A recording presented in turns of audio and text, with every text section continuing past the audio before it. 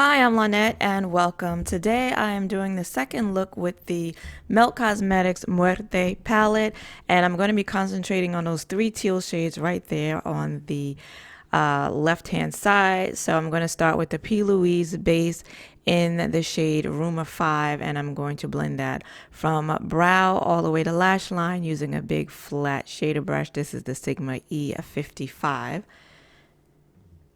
Now going into the palette, and I'm going to take Duelo on a round domed brush that's kind of small, and I'm going to first tap it onto that outer V area to build up the color, which doesn't really need that much building because it's very pigmented.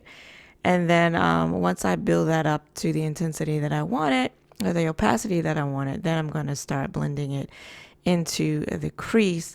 And the Melt eyeshadow formula, though very pigmented, can be difficult to blend. And this wasn't difficult. It took a lot of placement and building, because even once I had this blended, even at the end of the look, I could still see some of my skin peeking through. So although I only used 3 shadows and this is a pretty simple look, it did take a while because I did a lot of blending. And here it is, I'm still blending, and you can see there in the crease near the outer V where I can still see my skin peeking through. Now I'm taking Lagrimas, and I'm going to do the same motions. I'm going to first tap that into the inner corner, inner crease of my eye. And then I'm going to start to blend with back and forth motions. And I really, really like this shadow because it's so nice and bright. It's just as bright on my skin without using a white base as it is in the pan, which is really, really nice. And now I'm just going to blend out the edges of that dark teal shade. And even in blending that out, it's still, the pigmentation was still really, really good.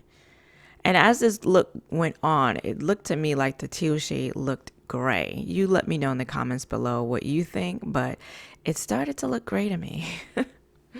And not so teal, which was disappointing.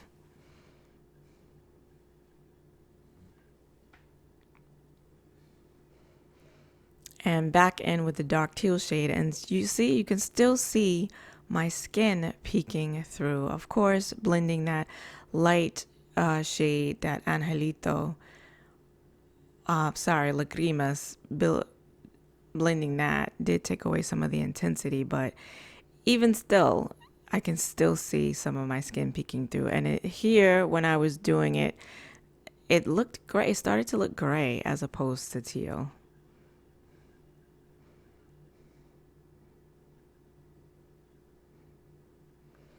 And then back in with that light color because I didn't want to lose any of that. I can still see my skin peeking through that deep teal. Lots and lots of blending. Especially when you have really pigmented shades like this, you want to make sure that you can get them to blend in seamlessly together as much as possible. Now I'm taking Angelito, and that is the shimmer shade, a beautiful shimmer metallic shade, that another light green tealy shade. Seafoam, that's it, a seafoam color, and I'm placing that all over the mobile eyelid. I'm going to place that all over my lid. And I started off with it dry because I just wanted to see what it would look like, and the pigmentation was really nice. The bling factor was really nice even with it dry. But of course I went in and I wet my brush because I wanted a little more metallicness. And yeah, as you can see, it's just really pretty. This is a really pretty shade. I really love the color and I like how metallic it is. So I think these 3 shadows are just really pretty all together. And see here, that teal looks gray to me. It looks dark gray. What do you think? Does it look gray to you? Or am I crazy? These 3 shades were the ones that I was the most drawn to when I purchased this palette. And now I'm just cleaning up the fallout because I did have some from that metallic shade.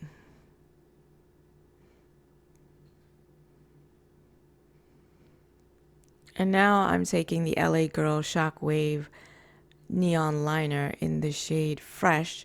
And I'm going to attempt to put that in my waterline. I had the darndest time trying to get this eyeliner on my in my waterline. I mean, it took forever, and I wiped off the tip of it, and then my eyes started watering. My eyes were watering pretty much throughout this whole tutorial, and so that wasn't helping me, but I just could not get this to lay down. And then I started to get it to lay down, and then it was picking up when I would go over it to layer it to get the color. Then it started picking up the color, and it just took forever. And I don't remember if I've had this problem with this liner before. I feel like some of those liners are hit and miss from LA Girl. Now I'm just going back in with Duelo, that really dark teal shade, and it looks teal on my lower lash line. And I'm just going to put that a quarter away across the lower lash line because I want to use the rest of the lash line for that Lagrimas. That beautiful. I mean, look how bright this matte eyeshadow is. And I didn't need a base or a primer. It adhered very nicely. And yeah, it just really gave this look a big, bright pop. And now I'm just going back in with Angelito. And I believe, no, it was wet. I dampened my brush, my pencil brush. And I'm going to place that in the inner corner to serve as my highlight.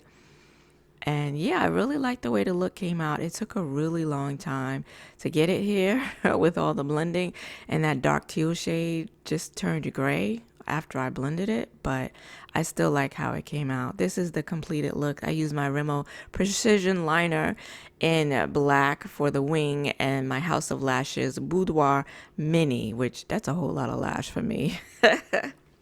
If you liked this video, then please give it a like and consider subscribing because I do eyeshadow tutorials, haul swatches, and reviews here on my channel every Saturday. I want to thank you for joining me today. I hope to see you again next week. Until then, bye-bye.